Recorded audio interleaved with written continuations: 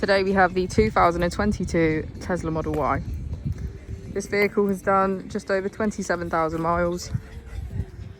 It has an automatic transmission and a fully electric motor.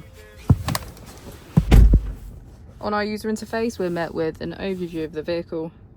This allows us to open the bonnet, charging port and boot, all from within inside the car.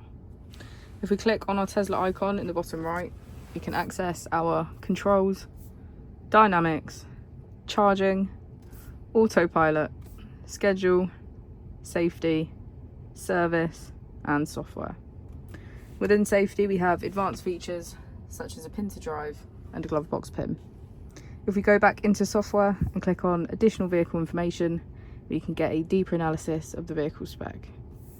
The Model Y comes with a 360 degrees camera, and with that you can access your dash cam.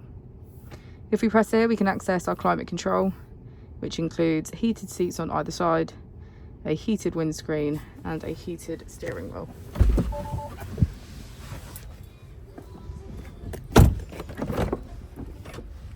As we go into the back of the vehicle, you can see that it has a full leather black interior and get a good view of our panoramic roof.